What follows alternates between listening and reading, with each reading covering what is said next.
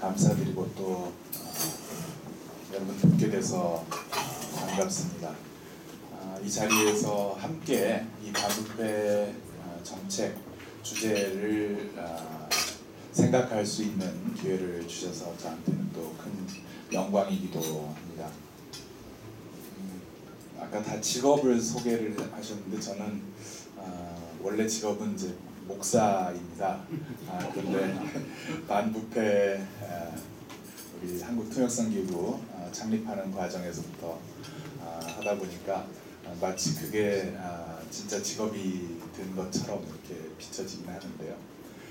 오늘 제가 지난주에 사실 이제 갑자기 좀 전문 용어를 쓰면은 땜질을 하기 위해서 이 발표를 맡았습니다. 제가 서론 부분, 본론 부분 또 결론 부분이 있는데 사실 고백을 하자면은 너무 급하게 준비를 하다 보니까 조금 미진한 부분이 있습니다. 그러한 부분들은 끝날 무렵에 질의응답을 통해서 좀 카바를 할 수 있기를 기대를 하고 앞에 서론 부분 그리고 서론 부분과 결론 부분에 제 생각들은 대부분 있고 그리고 새 정부의 반부패 청년 정책에 대해서는 이제 본론 부분에 내용을 쭉 정리를 해놨습니다. 그리고 덧붙여서 참고 자료로 정책 공약집이 붙어 있기 때문에 그 내용에 사실 다 담겨져 있어서 거기에 제가 사실 그 내용을 다 소개하는 것보다는 거기에 주요 내용에 대한 코멘트를 하는 것으로 제 본론 부분을 삼았습니다. 한국 사회의 부패 수준과 관련해서 제일 먼저 우리가 생각할 수 있는 서베이는 역시 국제통역선기구의 CPI라고 생각을 합니다.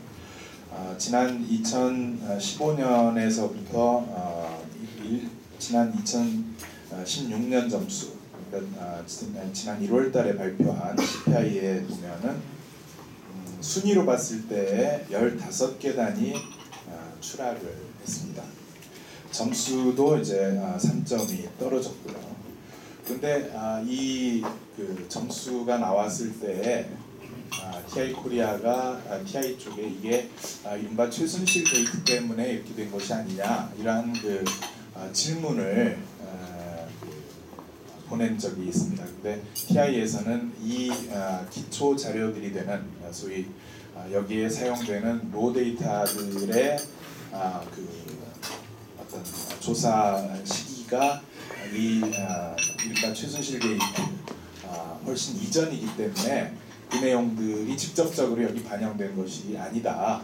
이렇게 해서 사실 한 번 더 놀랐습니다. 제가 교육청에서 이리저리 이제 강의를 다니면서 이야기를 하면은 하는 탄식이 쏟아집니다.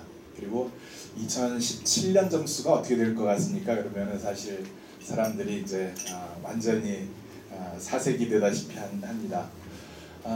제가 그 이야기에 앞으로 2017년 점수, 사실 2017년, 2018년 점수에 대해서는 저는 그렇게 비관적으로 전망하지 않습니다. 그런 대답을 했거든요. 왜 그러냐?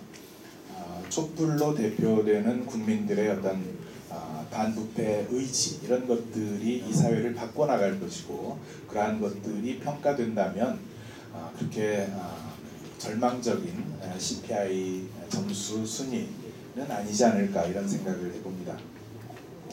여기 이쪽 3쪽의 쭉 표를 보시면은 크게 요약하면 김대중 노무현 정부 때에 점수가 지속적으로 상승을 합니다. 그래서 이것을 초기에는 이제 CPI 점수가 10점 만점이었다가 이제 100점 만점으로 항상 기준이 바뀌었습니다만 어쨌거나 100점 기준으로 봤을 때 이 김대중 노무현 정부의 점수를 근거로 하면은 1년에 1.8 정도의 상승을 보였다라는 것이죠.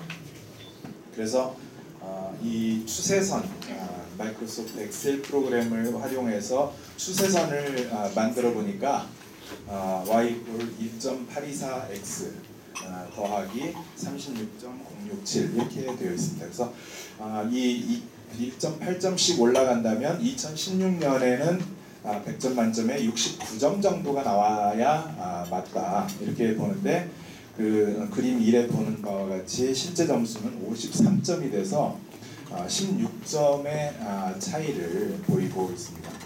만약에 이 점수가 69점이었다면은 2016년에는 23위 프랑스하고 같은 순위였을 것이다. 이렇게 돼서 청렴 선진국으로 갈 수 있었을 텐데 하는 그러한 의미에서 대단히 뼈아픈 그러한 점수라고 볼 수 있겠습니다.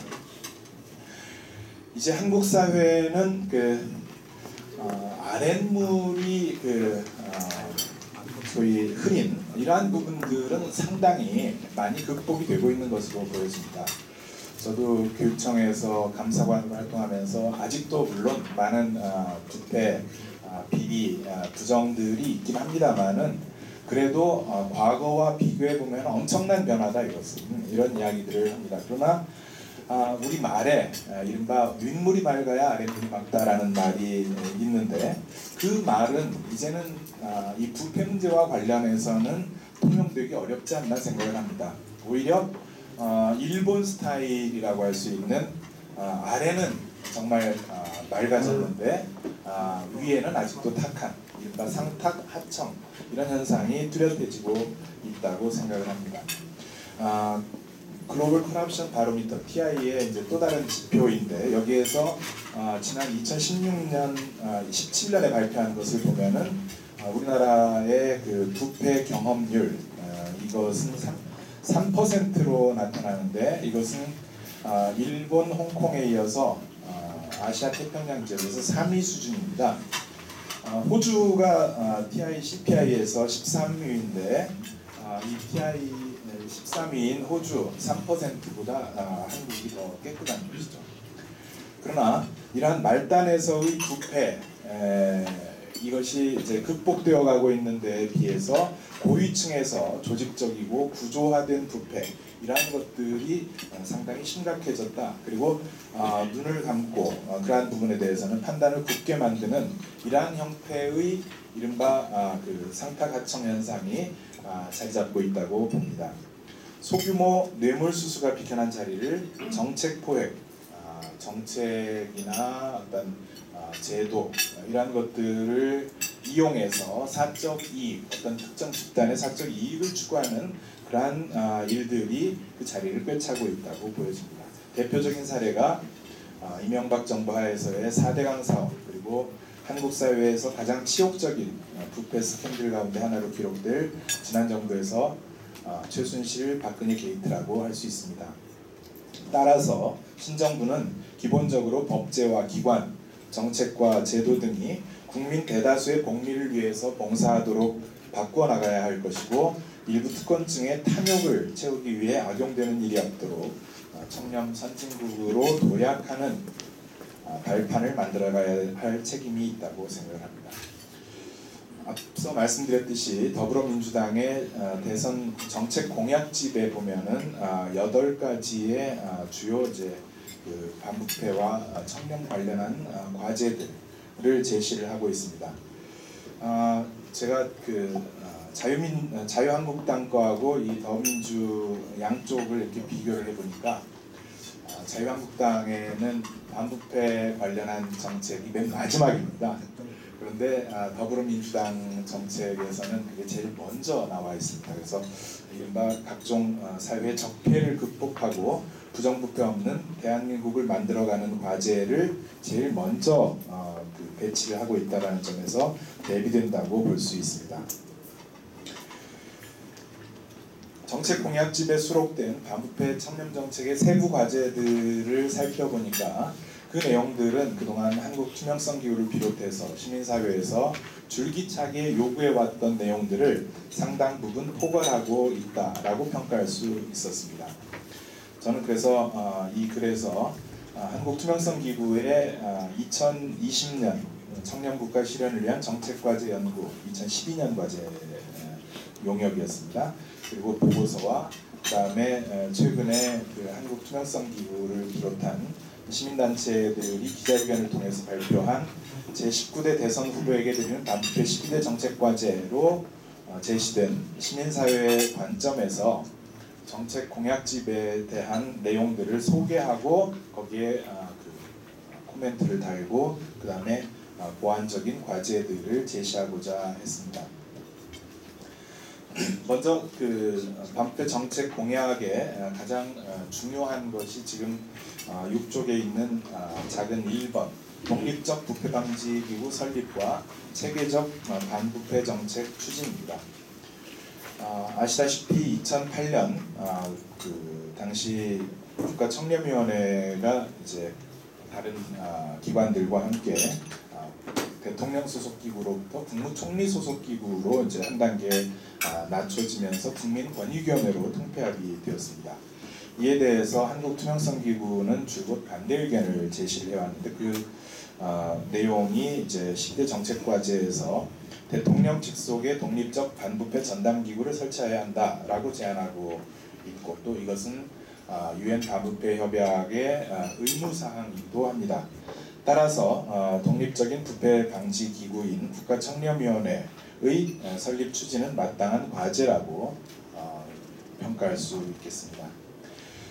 거기 이따 뭐 질의응답 시간에 잠깐 더 설명을 드리겠습니다만은 그저 복원이라는 표현을 가능하면 좀 안 쓰려고 했는데 복원이라는 것은 과거의 정도 수준으로 돌아가는 것을 말하는 건데 그것이 아니라 그 이름은 뭐 국가청렴위원회가 똑같다고 하더라도 그 이전의 어떤 활동, 영역 이런 것들보다 한 단계 업그레이드된 그리고 장기적인, 중장기적인 로드맵에 근거한 그러한 조직으로 탈바꿈해서 국가청렴위원회가 설립이 되기를 기대를 합니다.